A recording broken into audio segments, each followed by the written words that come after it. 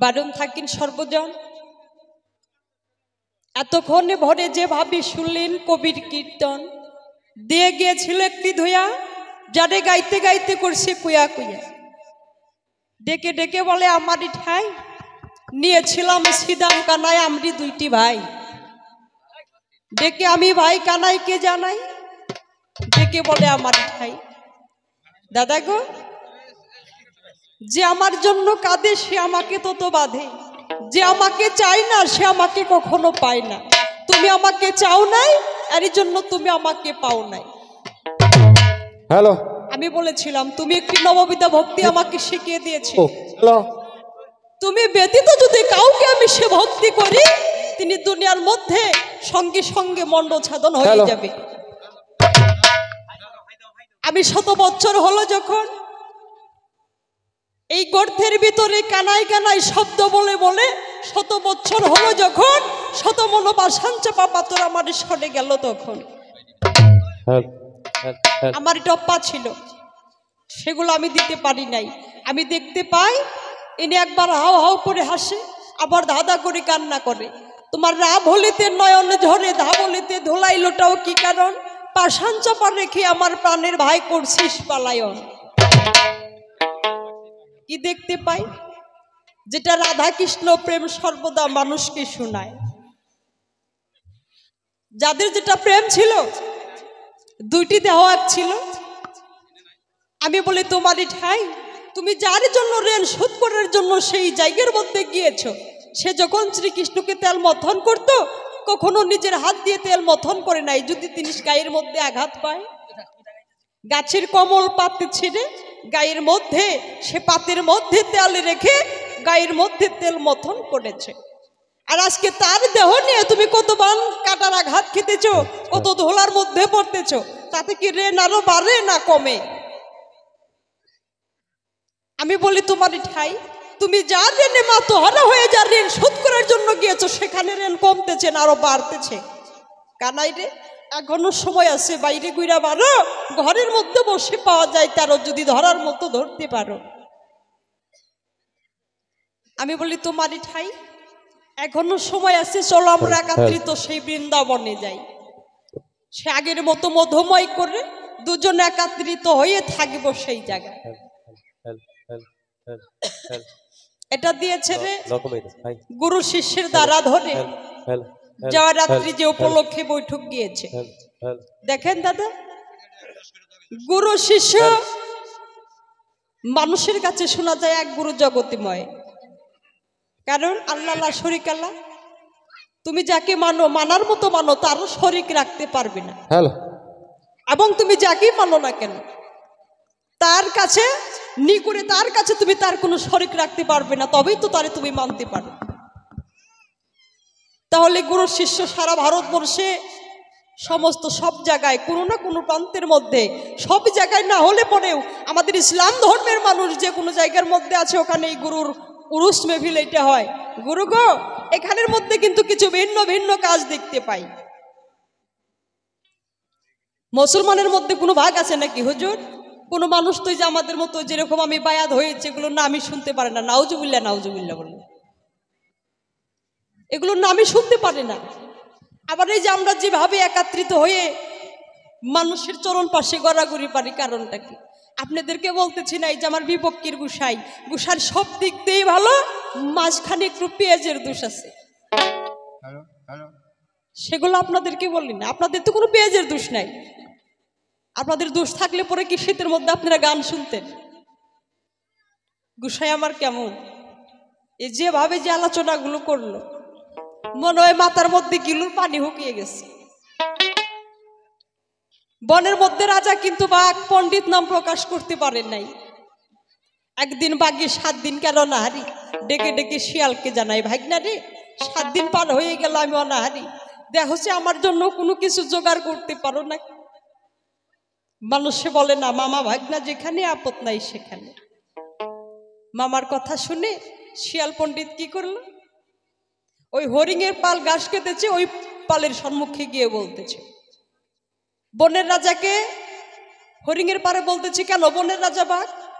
কই আজকে একটি ঘোষণা দিয়েছে, কি সকালবেলা ঘুম থেকে উঠে ঘোষণা দিয়েছে যে উনি বেলা রাজত্ব করবে না, ওনার আর বেশি সময় নেই, রাজত্ব ছেড়ে দিবে, মনের মতো যদি কাউকে পায় তারই উপরে এই রাজত্ব নাজিল করবে। তা আমি তো সমস্ত জায়গায় গণনা বাসনা করে তোরেই পাইলাম, তো তুই তো আমার সঙ্গে চলতো দেখি তোর উপরে কোনো রাজত্ব দেয় নাকি। হরিণে মনে মনে চিন্তা করে, আমি যদি বনের রাজা হতে পারি আমার কি আর কোনো জায়গায় অভাব আছে। শিয়াল পণ্ডিতের সঙ্গে গিয়েছে, বাঘের নগদে মনে মনে খিদা, ওরে কি আর রাজত্ব ভার দান করবো নাকি। হরিণ যাওয়া মাত্র থাপা দিয়ে কান ধইরা ভালাইছে, যার যার একটি মরণের ডর আছে না।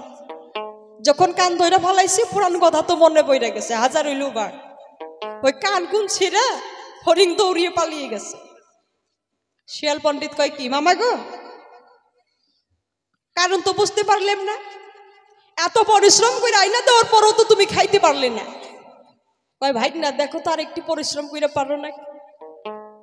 দ্বিতীয়বার শিয়াল পণ্ডিত হরিণের পালের কাছে গিয়েছে, যে তোদেরকে আমি সঙ্গে করে নিয়ে গেছি, কেবল কান ধরা মাত্রই যে ওইভাবে দৌড়ে আইসিস, কারণটা বুঝলি না? বলে কি, যে এত বড় রাজত্ব যে তোর উপর নাজিল করব তার তো মনে মনে কোনো কান কথা থাকতেও পারে।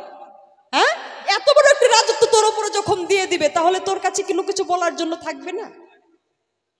হরিণ মনে মনে চিন্তা করে, এই কথাও তো মিথ্যা না, আমার উপর যখন রাজত্বই দিয়ে দিবে তাহলে তো কিছু কান কথা আমার সঙ্গে থাকতেই পারে। বলো ঠিক আছে চলো। এবার যখন গিয়েছে বাঘে মনে মনে কায়দা করে আছে, এবার আর ছুটতে পারে নাই, যাও মাত্র হরিণরে দইরে খাইয়া ফেলাইছে। সর্বঙ্গ খাইয়া শিয়াল পণ্ডিত বসে আছে, ওকে আর কিছু বলে না। সর্বঙ্গ খাইয়া মাথাটুক যখন রলো ওই ভাগে শিয়ালকে জানাইল, বাইক না তুমি এখানে বসে থাকো, আমি একটু গঙ্গা ছান করে আসি, ছান করে এসে মাথাটা খেয়ে নিব। শিয়ালের তো মনে মনে রাগ উঠে গেছে, বাঘ সরা মাত্র মাথার মধ্যে খাইটা দিয়ে বাড়ি মাইরা দুই ভাগ কইরা মাথার মধ্যে যে গিলু ছিল শিয়াল পণ্ডিত খাইয়ে ফেলল। এখন তো বাঘে গঙ্গা ছান করে আসছে, মাথার মধ্যে হাত রাখার সঙ্গে সঙ্গে মাথা দুই ভাগ হয়ে গেছে, রাগ উঠে গেছে। ভাই না একটু আগে ভালো মাথা রেখে গেলাম, মাথার ঘিলু কই, গিলু কোন জায়গায় গেছে? কই মা মানে দৌড়ছে পা করলে, ওর মাথায় যদি গিলু থাকতো একবার আপনি কান ভাইরে দিছেন, আবার কি আপনার কাছে আইতো? হ্যাঁ, ওর কোনো মরণের ভয় নাই, ওর মাথার মধ্যে যদি গিলুই থাকতো একবার আপনি কান কোন ভাইরা দিছেন, আবারও কি আপনার কাছে আইতো? বাকি মনে মনে চিন্তা করে, এটাও তো ঠিক, মাথায় ঘিলু থাকলে তো আর আমার কাছে আইতো না, যার যার তো একটি মরণের ভয় আছে। গুসার আমার সব দিক দিয়ে ভালো মনে হয় গিলু হকিয়ে গেছে, ওই যে মধ্যে মধ্যে একটু পেঁয়াজের দোষ আছে। কাজেই করি মানা ভক্তি রাখি তোমার রাঙ্গা পায়, বেদবি নিবি না কখনো মনের ঠাই। হুজুর গো, মানুষ বিশ্ব জগতে আল্লাহ যখন আদম সৃজন করেছে, হাদিস দলিলের মধ্যে পাওয়া যায় পঞ্চভৌতিকের দেহ, মানুষ যখন দুনিয়ার থেকে বিদায় হয়ে যায় পাঁচে পাঁচ মিশে যায়, মাটি মাটির সঙ্গে যায়, পানি পানির সঙ্গে যায়, আগুন আগুনের সঙ্গে যায়, হাওয়া হাওয়ার সঙ্গে যায়, পরমাত্মার যদি মরণই নাই, তাহলে মানব দেহে কোন জিনিসটার কিসের অভাব? কোন জিনিসটার কিসের অভাব? আমি বলি তোমারই ঠাই। আল্লাহ যখন আদমকে সৃজন করবে, এই আগুন পানি মাটির কাছে গিয়েছিল, চারটে অভিমান করেছিল। আল্লাহ বলেছিল এদেরকে দিয়ে আমার কখনো মনের আশা পূর্ণ হবে না, চার সিসকে বায়াতে পড়াইয়া এই মানব দেহ দিয়েছে গঠিত করাইয়া, এই মানব দেহ তো চার সিস আগেই বায়াত করা আছে। হুজুরকে এখন মানুষ হয়ে মানুষ যে মানুষের কাছে যায়, এই আল্লাহর চার সিস ধরে কি বায়াত হয় নাকি আল্লাহর চার সিস বাদ রেখে? শোনা যায় সমস্ত জিনিসের মধ্যে একটি সম্পর্ক তৈরি থাকে। একটি মেয়ে যখন বিবাহের মধ্যে আবদ্ধ হয়ে যায়, নতুন বধূর থেকে ছেলে সন্তান যখন আসে ঘরে, তখন তিনি মা হয়ে যায়, মা ও সন্তানের সম্পর্ক হয়। দুইটি ভাই হলে তাদের ভাইয়ের সম্পর্ক হয়। দুনিয়াটা কিন্তু চলছে সম্পর্কের বিনিময়। কাজেই করি মানা, আমি তোমার কাছে গিয়েছি, আমি যে তোমার কাছে বায়াত হয়েছি। অনেক জায়গায় দেখতে পাই বাইয়ে বাইয়ের কাছে বায়াত হয়, কোনো সন্তানে বাবার কাছে বায়াত হয়, অনেক জায়গায় অনেক প্রমাণ পাওয়া যায়। তাহলে বিশ্বজগতে একজন গুরুর সঙ্গে শিষ্যর সঙ্গে সম্পর্ক কি এবং ভক্তের সঙ্গে সম্পর্কটা কি? আমার 2 নম্বর প্রশ্ন যা আছে, বিশ্ব ব্রহ্মাণ্ডে তা আছে ক্ষুদ্র ভাণ্ডে। আকাশের দিকে সূর্য উদয় হয়, যার কিরণ আমরা পাই। রাত্রে চন্দ্র উদয় হয়, সেগুলো দেখা যায়। চন্দ্রের মধ্যে অমাবস্যা লাগে, পূর্ণিমা লাগে। রাত্রের মধ্যে 4টে করে গ্রহ পার হয়ে যায়। যাদের গ্রহ সম্পর্কে জানা আছে তাদের কাছেই ধরা পড়ে। এগুলো আকাশের ভেতরে দেখা যায়, কিন্তু এগুলো যদি মানুষের ভেতরেও সেগুলো গ্রহ থাকে, চন্দ্র থাকে, সূর্য থাকে। গুরু, আমি তোমার কাছে জানবার জন্য চাই, একজন মানব দেহে কোন সময় সূর্য উদয় হয় আর সে মানব দেহে অমাবস্যা লাগছে, যার দেহের মধ্যে চন্দ্রের অমাবস্যা লাগছে তাকে দেখতে কেমন? যার দেহের ভেতরে চন্দ্রের পূর্ণিমা লাগছে তাকে দেখতে কেমন? ভালো করে দিবে তার পরিচয়।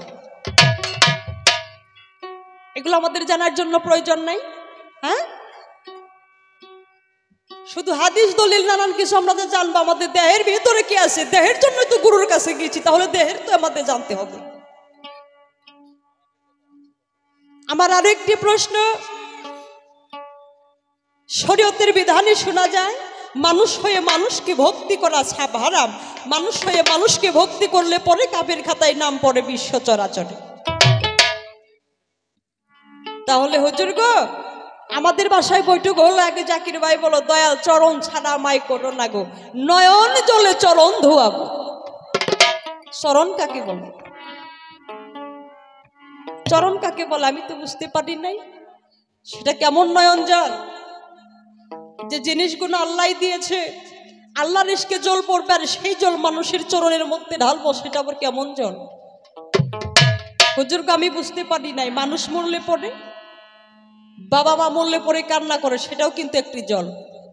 মুর্দা লাশের মধ্যে কিন্তু ওই নয়ন জল দিয়ে কখনো চরণ ধোয়াই না। ধোয়াই কি? তাহলে নয়ন জলে চরণ ধোয়াবো, চরণ ছাড়া করো না, এটার কারণটা কি? হুজুর গো, সেটা কোন ইশকের নয়নের জল? কেমন সময় গুরুর চরণ ধোইলে পরে সে ভবপানে গুরু চরণের সঙ্গে বাঁধা থাকে? ভালো করে বলবে বিশ্ব চরাচরে। আবার আরো একটি কথা, অন্তরে পাবি না কোনো দয়াল ব্যথা। চরণ, আমি শুধু 2টি পাই দেখতে পাই। চরণ বেলা আরো আছে। এই হাতকে কি মানুষের চরণ বলবে? বলবে না। মাথাকে কি চরণ বলবে? নয়নকে কি চরণ বলবে? এগুলো কিন্তু বলবে না। 2টি পায়ে একই তো চরণ বলে। আমি তো 2টি পায়ে দেখতে পাই, আর তো কোনো জিনিস দেখি নাই। তাহলে চরণ, চরণটা কয় প্রকার? চরণগুলোর নাম কি? কোন চরণ ভজলে পরে কি করণ কারণ হয়? ভালো করে দিবে তার পরিচয়। শোনা যায় সাধু মহাদির কাছে যে সময় চিনে গুরুর চরণ ভজলে পরে অমর বর লাভ করে, সেটা কোন চরণ? আবার যার কোনো কিছু নাই, যখন গুরুর কাছে যায়, দয়াল গো, আমার তো নিজের দেহের কোনো কিছু নাই, বিশ্ব জগতে ঐশ্বর্য জগতে যে আমি থাকবো তার জন্য আমার কিছু নাই, দয়াল তখন কি বলে? তো সব ঠিক হবে। সেটা আবার কোন চরণ? মানে ধন দৌলত। আবার কোন চরণ ভজলে পড়ে নাকি নিজের মৌতের কথাও কমন যায়, আমি বুঝতে পারি নাই। সেটা কোন চরণ? হুজুর গো, কোন চরণে বারে হায়াতি, কোন চরণে ফিরে মত, কোন চরণে ভজলে পড়ে নবীর উম্মতে বলে ব্যাখ্যা করে তারে, কোন চরণে ভজলে পড়ে ধন দৌলত হয় বিশ্ব চরাচরে। চুম্বুকে চুম্বুক টেনে আনে। আজকে কিছু কিছু শ্রোতা আছে যাদের জন্য ভিতরে থাকা কথাগুলো খুচানো খুচানো হয়ে বের হয়ে আসতেছে। গুরুদেব ভক্তি রাখি আপনার রাঙ্গা পায়, মনে মনে ব্যথা নিবেন না। এই সাধুগুরুদের জন্য আমার বাবা বলেছে, যারা এলমে তাজদিনে ঘোরাঘুরি করে, এলমে মারিফতের ভোগরান্তি করে আছবি না রে, তাদের নয়নের দিকে লক্ষ্য করে যদি ডাউকের মধ্যে আল্লাহর নুরানি ছুরুত না চমকায়, তাদের ভেতরে এলমে তাজওয়াত নাই। কাজেই করি মানা, আজকে কিছু কিছু মানুষ দেখে অনেক হয়েছে মনের মধ্যে ঠিকানা। আজকে যিনি এ বাড়ির কর্তা, কিছু কিছু বৃদ্ধ মানুষ কিন্তু এই দেশগুলো বুঝে না। আজকে যিনি এ বাড়ির কর্তা, ভক্তি রাখি ওনার রাঙ্গা পাই শাহজাহান দাদা। কাজের সঙ্গে বয়সের সঙ্গে অনেক, যেহেতু আমরাও শিশু, এর একটি ছোট বোনের মতো, কিন্তু এই যে দেশের তার চেয়ে একটি পার মাথার মধ্যে নিয়ে যে এই দেশটার জন্য রক্ষা করতেছে, আমি শতবার ভক্তি রাখি রাঙ্গা পাই। এখন আমার গানের আসর ছেড়ে দিই, আমার বাবাও একটি গোসাই। আমি আশা করি আপনাদের সবার কাছে এই দেশের জন্য, আমার শাহজাহান দাদার জন্য আমি একটু কৃপা চাই, যেন একজন মানুষের জন্য আমাদের যেন দেশে এই জিনিসগুলো বেঁচে থাকে, আমাদের যেন একটি গৌরব থাকে। শুধু এর জন্য না, সারা বিশ্ব জগতে যেন আমাদের দলটা বড় হয়। আর এগুলো যুবক বন্ধু যারা, তারাও যেন বোঝার জন্য চেষ্টা করে, তারাও যেন এই দাদার মতো হয়। এখন এটা দিয়েছে রে সুর পাঁচালির মাধ্যমে, জিজ্ঞাসের আসর দেরি করা যায় না, আমিও যাব আসর ছেড়ে।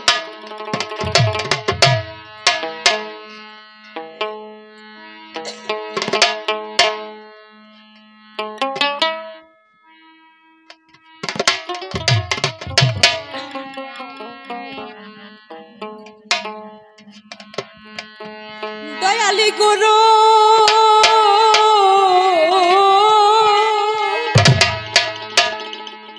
গুরু যারে দয়া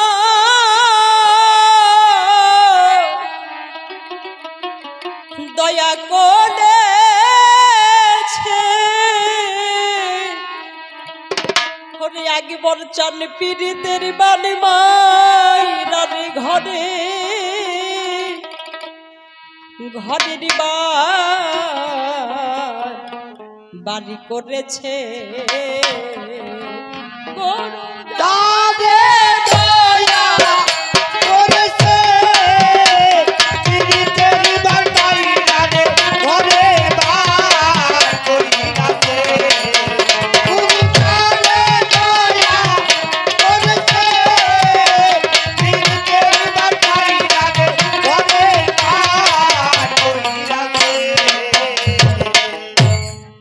শাহজাহান দাদা আজকে যে মানুষের দাসত্বগিরি করতেছে, দাদা গো, এটা যেন কেমন দয়া বুঝতে পারি না।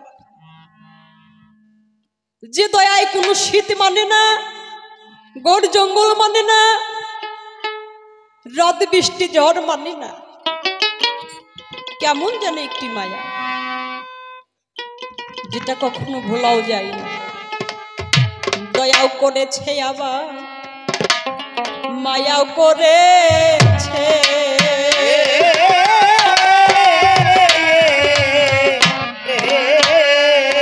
আমার ভক্তের জন্য দয়াল গুরু নিষ্ঠুর হইয়াছে।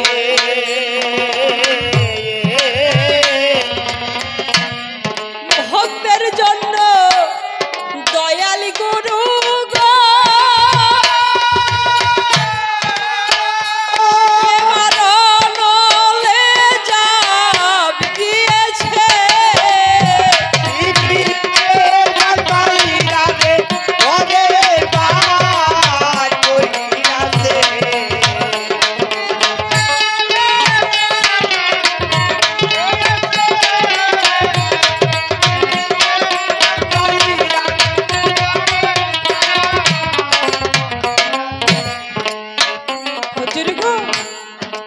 একাতে মন জীর্ণয় তরণী,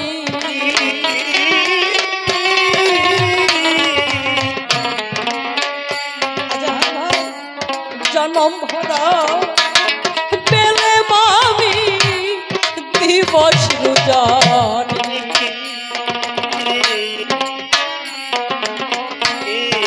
তবু নৌকা যাই ভাই যায়া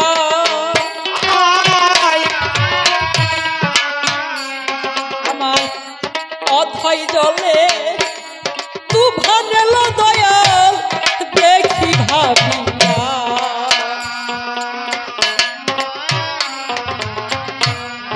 নায়ের মাঝি কাল ধরে না,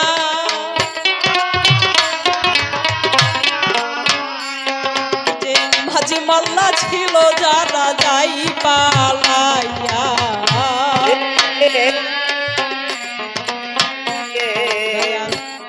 নিজে লোকারি হাল ধরি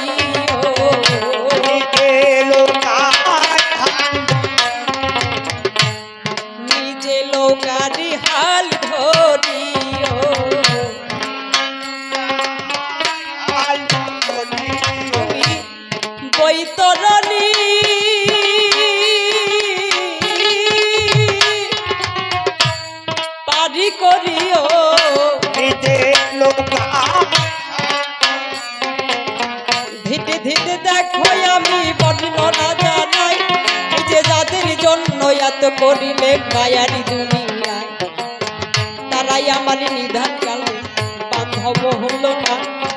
ধীরে ধীরে তোমার কাছে জানাই তার বর্ণনা। মানুষ মরে গেলে মানুষের সঙ্গে কি থাকি গো, শুধু একটু স্মৃতি। আজকে যদি আমি মরে যাই, আজকে যদি আমি মরে যাই, শুধু আপনাদের মাঝে কি থাকবে? যদি খবর আসে জাসমিনা মারা গেছে, হয়তো একটুকুই থাকবে যে আমাদের বাসার মধ্যে এসে গান গেয়েছে, মেয়েটাকে দেখলাম, শুধু এইটুকুই থাকবে। আর আমার সঙ্গে যার সঙ্গে লানা দানা, যার সঙ্গে ভাবির আলাপন, যে আমার বন্ধু, তার কাছে শুধু একটু স্মৃতি থাকবে। মানুষ দুনিয়ার থেকে চলে গেলে শুধু তার কাছে তার স্মৃতি থাকে, আর কিছুই থাকে না। একদিন আমার বাবা বলেছিল, আজমিনা রে, মানবী দেহে অমূল্য সম্পদ হলো সময়। একজন ব্রেস্টার হোক না কেন, তুমি একদিন মায়ের গর্ভে ছিল, একদিন দুনিয়া ছেড়ে যাবে। কয়াকুশি গ্রন্থমেলায় গানে গিয়েছিলাম, তোদের দুই ভাই বোনকে কুমুটির কর্তা যারা চা ঘরে নিয়ে গেল, আমি তো ধুতি পরে ওখানেই বসে আছি, আমাকে চিনতে পারলো না। অথচ তারা কিন্তু আমার নাতির সমতুল্য বয়স হবে। মারে কেন চিনতে পারে নাই জানিস মা? আমি এক সময় এমন একটি গায়ক ছিলাম রে, ভাঙ্গন মাটির চোর, কুইডা মাটির চোর, কত চোরচারিতে আমি গান করেছি। আমি যখন গানের মধ্যে যেতাম, গানে যাওয়ার আগে প্যান্ডেল ভর্তি শ্রোতা থাকতো শুধু আমার অপেক্ষায়।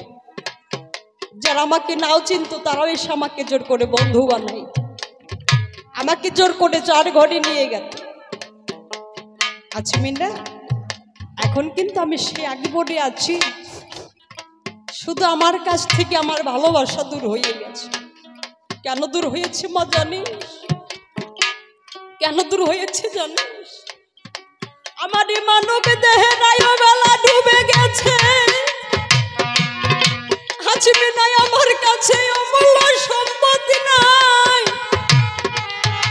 আমার মাথার কালো কেশ সাদা হয়েছে, আমার নয়নের বহর বন্ধ হয়েছে মা।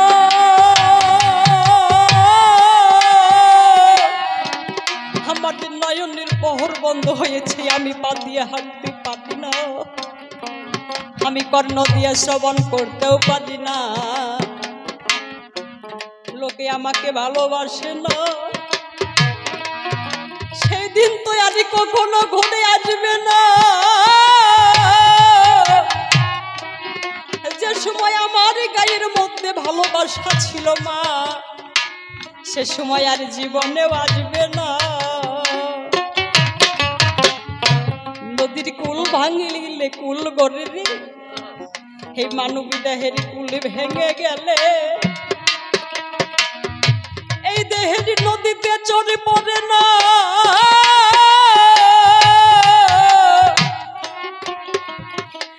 এই দেহ যাওয়ার মতো একেবারে শেষ হয়ে যাই রে মা, একটু কোথায় আমি আর ফিরে পাবো না। আমার কাছ থেকে সময় হারিয়েছি, তোদের কাছ থেকে যেন সময় হারাই না রে। যাওয়া দিন আর ফিরে আসে না,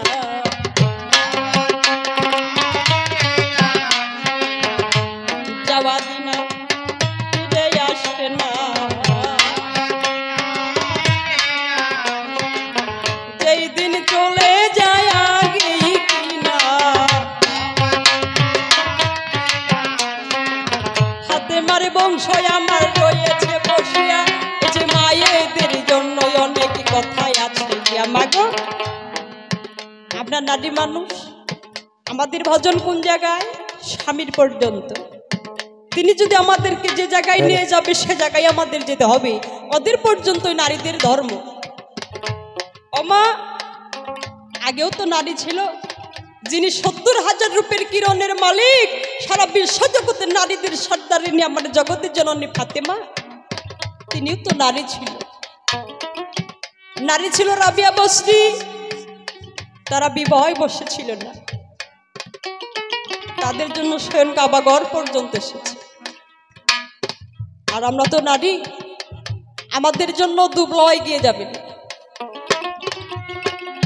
ধীরে ধীরে দেখো আমি বর্ণনা জানাই, এই যে ছোট্ট করে সবার মাঝে প্রমাণ দিতে চাই, ছেলে সন্তান হয়ে মাগো এই বিশ্ব জগতে, এই যে বাবা মায়ের মনে কোনো আঘাত দিবেন না ভাবে, তাই বলতেছি বর্ণনা।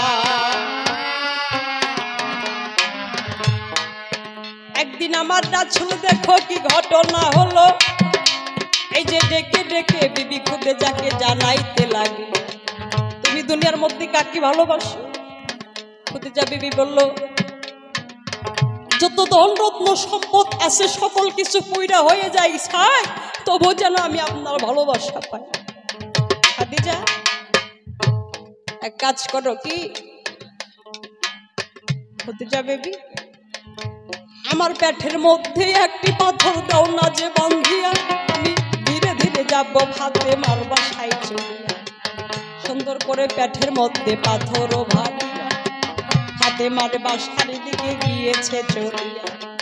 ধীরে ধীরে দেখো আবার ফাতেমারে জানাই, তোমায় অনেক ক্ষুধা লাগছে, আমি বলতেছি নয়নের জল ফাতেমা দিয়েছে ছাড়িয়া, যদি কোনো বাবা এই কথাই ঘরে, মেয়ের মনে তো কখন ধৈর্যই আসে না, বাবাকে যদি আবার না দিতে পারে খানা। বাবা গো, কোনো মেয়ের বাসায় গিয়ে যদি বাবা ক্ষুধার কথা বলে, যদি কোনো মেয়ে দিতে না পারে, ভিতরে কেমন লাগে গো? ফাতিমা নয়ন জলে ছেড়ে দিয়ে বলতেছে, বাবা গো, আমার বাসায় যে আমি এমন কিছু দিব, এমন কিছু নাই, তুমি একটু খুদেজার বাসায় চলে যাও, উম্মে কুলসুমের বাসায় চলে যাও। এনি অনেক হীরা কাঞ্চন মণি মুক্তা, অনেক অনেক টাকার ধন। হায় হায় মা, এতগুলো ধন রত্ন সম্পদ কিছু গরিব দুঃখী মানুষকে বিলিয়ে দিতে পারেন না? ফকরনির সন্তান তো ধনের মর্ম কি বুঝবা? রাসূল একটি সেবা মুখে দিয়েছিল, অন্যটা মুখে যাওয়ার আগেই থালের মধ্যে পড়ে গেল। উম্মে কুলসুম রে, কেউ যদি আমাকে কথাটা বলতো তাও আমার সহ্য হতো, আমাকে যদি উসমান গনি ভাই কথা বলতো তাও আমার সহ্য হতো। উম্মে কুলসুম মানে, তুই আমার অরুষ জাত মেয়ে, মাই আজকে মেয়ে হয়ে আমাকে ফকরনির সন্তান বললি মা, হাতে ভাতের থালা ছেড়ে দিয়ে রাসূল রওনা করেছে। উম্মে কুলসুমের কথা মানো না, শুনলো না, বাসার দিকে রওনা দিয়েছে। কত অনুরয় বিনয় করলো, রাসূল শুনতেছে না। এমন সময় উসমান গনি বাসার মধ্যে এসেছে। উম্মে কুলসুম, বাসার মধ্যে যেন সুগন্ধ পাওয়া যায়, বাসার মধ্যে যেন কেমন সুগন্ধ পাওয়া যায়। দয়াল কি বাসায় এসেছিল? হ্যাঁ স্বামী গো, বাবা বাসায় আসছিল। ক্ষুধার কথা বলার সঙ্গে সঙ্গে যখন আমি খাওয়ানোর জন্য দিয়েছি, এই ধনরত্ন সম্পদের কথা বলেছিল। আমি বললাম, বাবা বলছিল গরিব দুঃখীকে বিলিয়ে দিতে পারো না। আমি বললাম, বাবা গো, ফকিরনির সন্তান তো ধনের মর্ম কি জানে? বাবা একটু বোধহয় নয়নের জল দেখতে পেলাম, বাবা তো আর কোনো কিছু খেল না। উসমান গনি বলছে, উম্মে কুলসুম তুমি করেছো কি? কেঁদে কেঁদে রাসূলের বাসার দিকে রওনা দিয়েছে। হুজুর গো, আপনি রাগ করেন না, আমি তো কোনো কিছু বলি নাই, আপনি আমার বাসায় চলেন। হুজুর গো, আমি তো আপনাকে কোনো কিছু বলি নাই, বললে তো আপনার মেয়েই বলছে। আমি আপনার সঙ্গে কথা দিলাম, আপনার যে দুইটি নয়ন দিয়ে যেগুলো ধন সম্পদ দেখেছেন, সেগুলো আমি কোনো কিছু রাখবো না, সমস্ত কিছু খরচ করে দেব। বললো ঠিক আছে। উম্মে কুলসুম বাসার মধ্যে দাঁড়িয়ে আছে, কি না কি খবর আসে। ওসমান গনির কাছে যখন স্বীকার করেছে, ওসমান গনি বাসায় গিয়ে খরচের আয়োজন করেছে। শহরে শহরে ডাঙ্কা মেরে দিবে, যারা দাওয়াত দেওয়ার জন্য ডাঙ্কা নিয়ে যাবে তাদেরকে উমে কুলছন ডেকে বলতেছে, একটু দাঁড়া, চতুর্দিক দিয়ে ডাঙ্কা মারবে কিন্তু মদিনার দক্ষিণ কোনায় যাবি না। ওসমান গনি আবার নয়ন জল ছেড়ে দিয়েছে। তুমি বলছো তো আবার ভুল করতে চলে যাচ্ছে, বলতেছে মদিনার দক্ষিণ কোনায় যাবি না। কেন জানিস? ওখানে একটা আমার দরিদ্র বোন থাকে, দুইটি ভাগ্না আছে। আমি এত বড় মানুষ, ওদের গায়ে কোনো জামা কাপড় নাই। আমার এই মেজবানির মধ্যে যদি ওরা আসে তাহলে তো আমার কোনো মান সম্মান থাকবে না। মদিনার চত্বর কোনায় ডাঙ্কা মেরেছে, দক্ষিণ কোনায় যায় নাই। এত বড় মেজবানি, ইমাম হাসান রাস্তার মধ্যে খেলা করতেছে। মেজবানির মধ্যে মানুষ যায় আর ইমাম হাসানকে ডেকে ডেকে জানায়, কেন তোদের খেলার বাড়ি এত বড় মেজবানি, তোরা রাস্তার মধ্যে ধোলা দিয়ে খেলা করতেছিস, তোরা যাবি না? তাই নাকি? আমাদের খেলার বাড়ি এত বড় মেজবানি, মা আমাদেরকে তো কই নাই। ছোট ভাই বড় ভাইকে বলে, দাদা চলো, মা এত নিষ্ঠুর দুনিয়ার মধ্যে শুনি, যদি কারো মা মইরা খালা বাইসা থাকে তার কাছে কোনো মায়ের অভাব থাকে না। আজকে মা এত নিষ্ঠুর, খালার বাড়ি এত বড় মেজবানি হয়, দাদা মা আমাদেরকে কিছু বলে না। ফাতেমা গৃহের মধ্যে কান্নাকাটি করতেছে, আল্লাহ গো, যদি দুই সন্তান এসে আমাকে জিজ্ঞাসা করে, আমার ভিতর ভাইটা নদী হয়ে যাবে, আমার ভিতরে কুলাবে না। এমন সময় ইমাম হাসান গিয়ে বলতেছে, মা তোমার কাছে জানাই বর্ণনা। আমার কারো যদি খালা মইরা মা মইরা খালা বাইসা থাকে,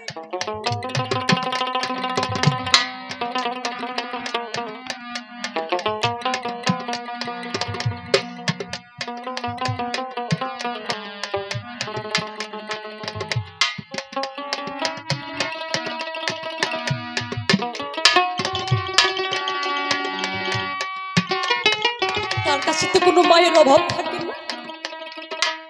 মাগো, তুমি এত বড় নিষ্ঠুর, খালার বাড়ি এত বড় মেজবানি, মা তুমি আমাকে কও না। ফাতেমা বলতেছে, বাবা রে, বিনা দাওয়াতে দাওয়াত খাওয়া মানা, বিনা দাওয়াতে দাওয়াত খাইলে পরে সেগুলো খানা হয় না, হালাল হয় না। দুই ভাই কান্নাকাটি করে রাস্তার দিকে গিয়েছে। দাদা গো, মা যতই মানা করুক, নানা তো আঙ্গ তুই যাইয়া পারবো না। নানা কি বলছে জানো? নানার কোনো ভাই নাই, আমাদের দুই ভাইকে দিয়ে নানা তিন ভাই। মা যতই মানা করুক, নানা আমাদেরকে রেখে যেতে পারবে না। না চলে নয়নে জলে বেশে বেশে রাস্তার দিকে করেছে রওনা।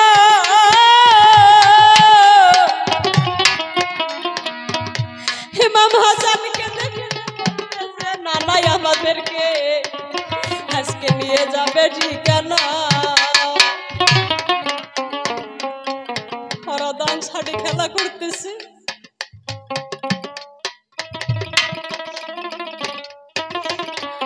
রাসূল কেঁদে কেঁদে বাম ছাড় দিয়ে চলে গেছে।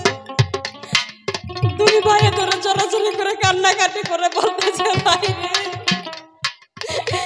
আজকে দেখলাম নানা নিষ্ঠুর, নানা তুমি চলে যাও, মায়ার বাড়ি উত্তর বইরা খানা খাইব, নানাই আমাদেরকে নিবে না।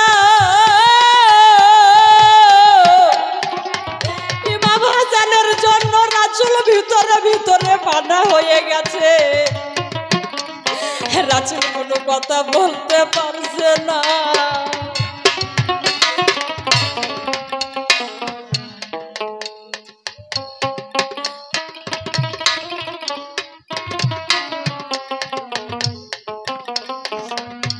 1600 ডেক 1600 চৌকা বসে দিয়েছে, মানুষকে কাতারে কাতারে বসে দিয়েছে।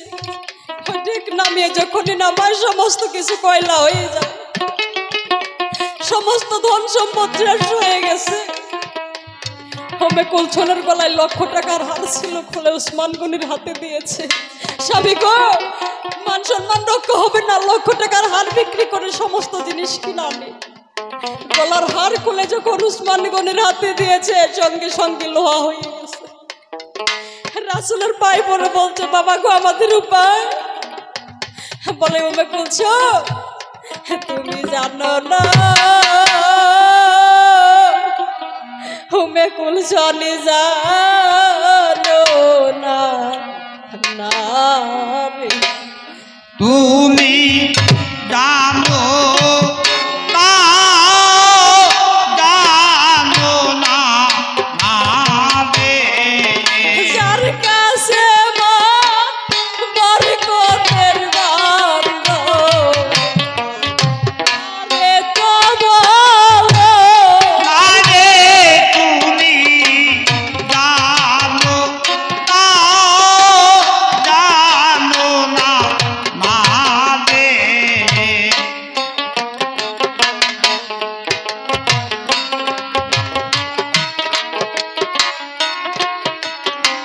যার কাছে মা বরকতের বান্দ। আমি রাস্তা দিয়ে আসার সময় ইমাম হাসান গলা ধরে কান্না, ইমাম হাসান গলা ধরে কান্নাকাটি করলো। আমি কিছু বলতে পারি নাই, মা তুমি দাওয়াত দাও নাই।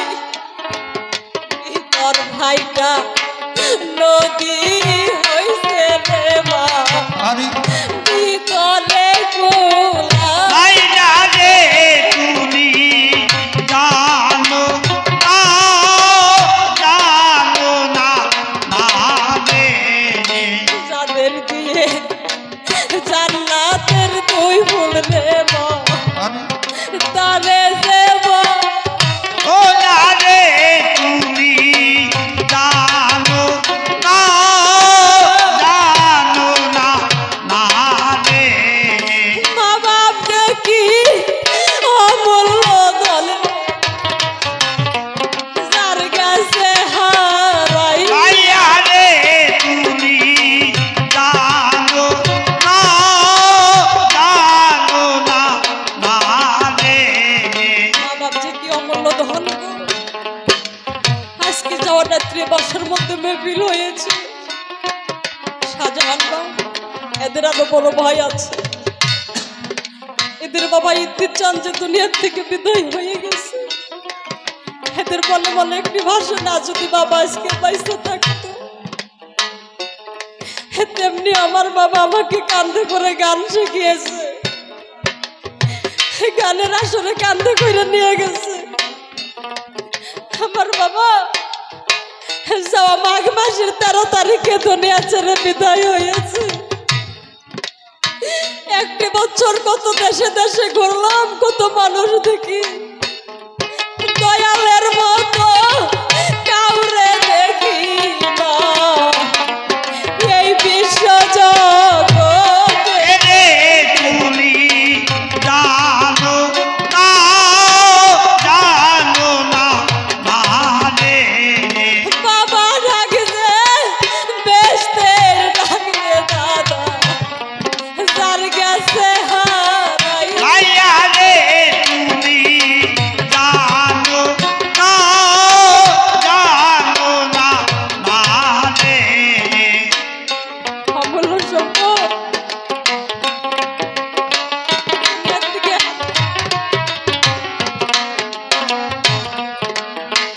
দুনিয়ার থেকে হারিয়ে গেলে কখনো পাওয়া যায় না। যাদের হারিয়েছে সেই তো জানে হারানোর কি কথা। আমার পোড়া বুক